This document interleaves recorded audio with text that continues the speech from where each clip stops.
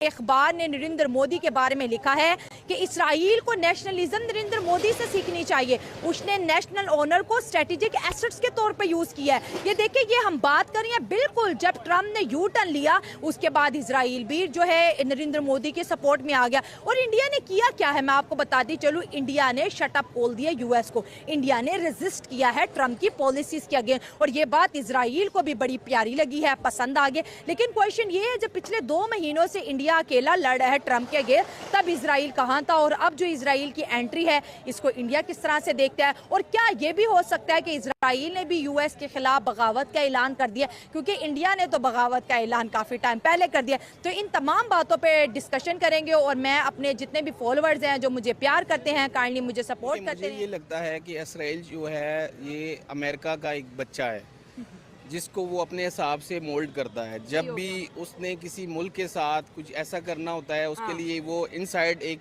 Politics खेलते हैं ताकि वो एक दूसरे कंट्री को मैनिपुलेट कर सके। ठीक हो गया। बेसिकली अमेरिका जो है ना पूरी दुनिया में कंट्रोल करना चाहता है। सही हो गया। लेकिन अब इंडिया जो है ना अब उस लेवल पे आ गया है, उनका जीडीपी, उनकी जो है ना ग्रोथ, कि अब वो उसको टक्कर देने चाह रहे हैं। हाँ। लेकिन ट्रम्प की कोशिश है कि हम किसी तरीके से इंडिया को नीचे लगा लें। लेकिन हम इस पे अप्रिशिएट करेंगे मोदी की इस बात पे कि वो स्टैंड ले रहा है जो इससे पहले पाकिस्तान से होके नरेंद्र मोदी को अप्रिशिएट कर रहे हैं, क्यों?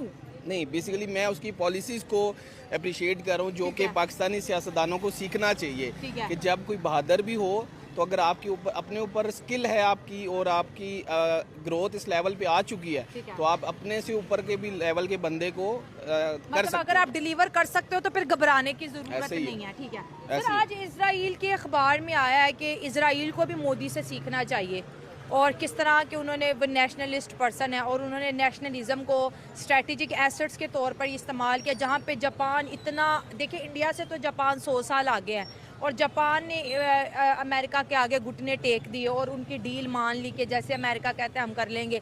लेकिन इंडिया ने नहीं मानी और ये चीज़ आज इजराइल अप्रिशिएट कर रहा है और अपने यहूदियों को बता रहा है कि भाई हिंदुइज़्म से सीखो कि कौम और मुल्क से मोहब्बत कैसे करनी है। देखिए, उसमें 2 चीज़ें हैं। इसराइल जो है ना वो बेसिकली इंडिया को अप्रिशिएट कर रहा है क्योंकि उनका मीडिया ये चीज़ चाहता है कि भाई इसराइल जब तक जंग में रहेगा तो उनके लोग तरक्की नहीं कर सकते। क्योंकि आप भी देखिए, अगर घर में सैलाब आए या कोई भी ऐसी चीज़ें हों तो आप ग्रो नहीं कर सकते।